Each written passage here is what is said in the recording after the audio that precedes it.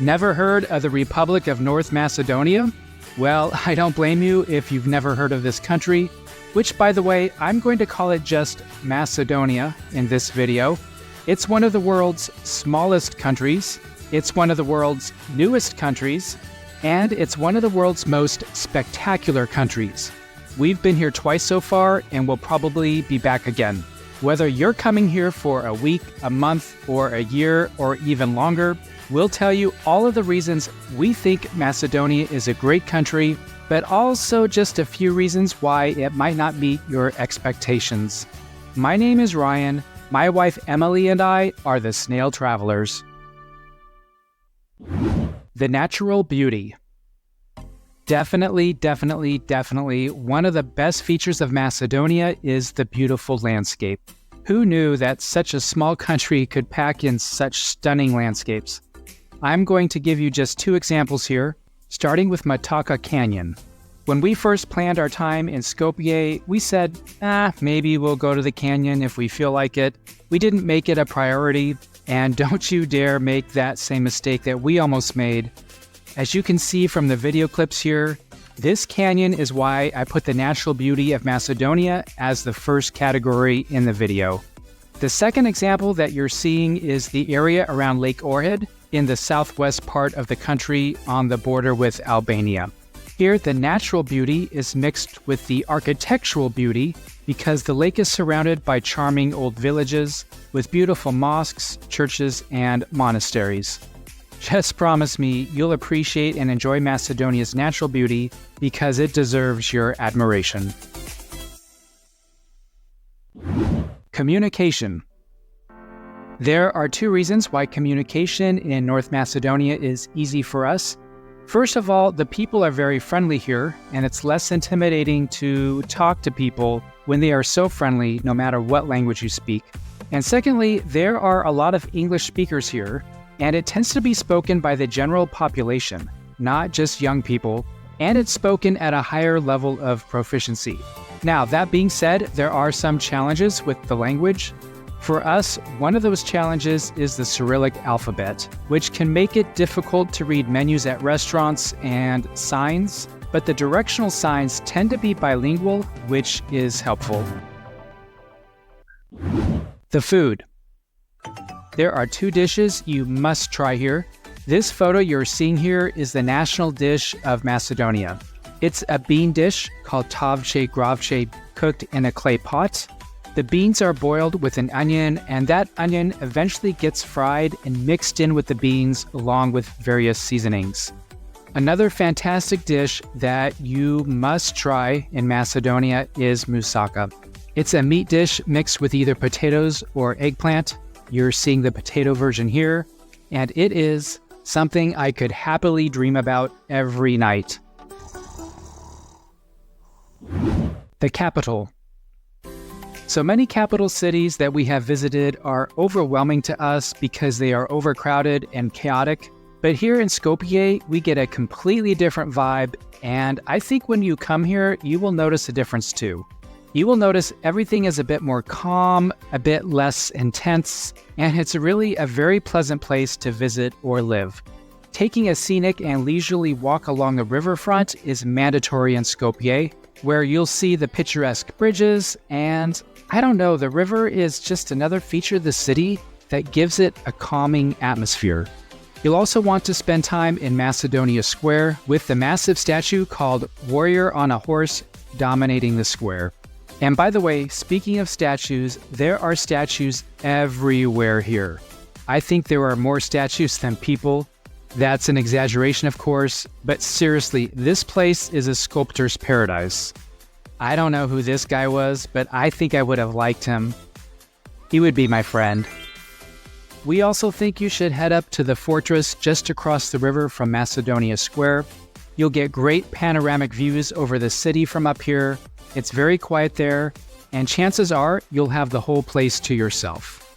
And don't miss the Mother Teresa house. This saint was born here in Skopje in 1910, and taking the gondola up to the Millennium Cross is another great activity with breathtaking views all around the area. But yeah, Skopje is a fabulous city, one of the most livable capital cities that we have been to. The cost of living. Macedonia is very affordable for foreigners. In fact, it's one of the cheapest countries in Europe. Now, for the Macedonian people, it's not so inexpensive because salaries are low and unemployment is high. Now, housing prices, of course, are going to depend on the location and the age of the building.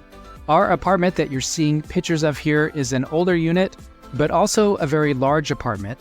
It would rent for about $350 or $400 per month on a one-year lease, plus utilities, or around $700 for a one-month stay through Airbnb, depending on the season.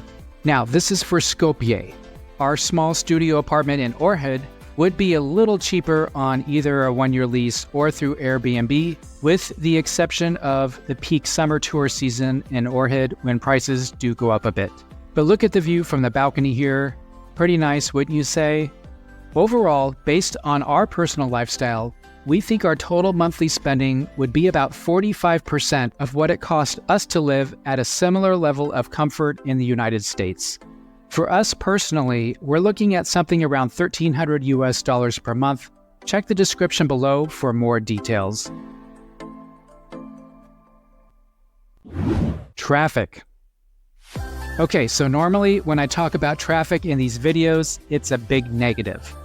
But here, even in the biggest city in the country, the traffic seems to flow quite nicely compared to other places that we've been in the world.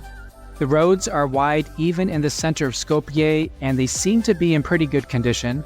And the drivers are even friendly to pedestrians. They will stop for you here when you are crossing the street.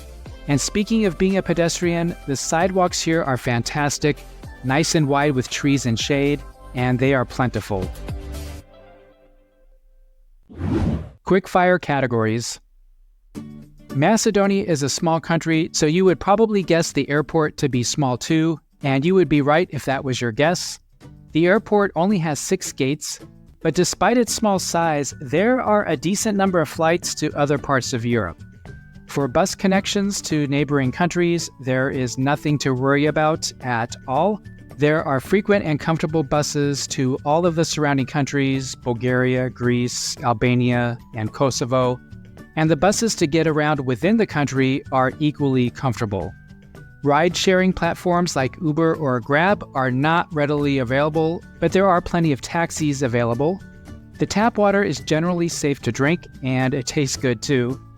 Safety is another pro, without a doubt, compared to many other places in the world. There is very little crime, and it's generally safe to walk around even at night. Healthcare is considered so-so. Not fantastic, but not horrible. We did need to get an ambulance for an injured man, and it arrived very quickly, even though we were in a somewhat remote location, so that's a good sign for the healthcare. Macedonia does not have a retirement visa program, so you'll need to find another way to get a residency permit, possibly by owning a business or property purchase. For us, the weather in Macedonia is a con. For you, it might be a pro depending on what you like. The spring and autumn are pleasant. The summers are a bit hotter than what we like, although 𝗟𝗃𝗃𝗏 is at a higher elevation and has pleasant summers, and winter is way too cold for us. Shopping is good here in Macedonia. We think a great place to do some shopping is at the old bazaars. The one in Skopje is a bit touristy, but it's frequented by locals too, and it can be a great place to find some bargains.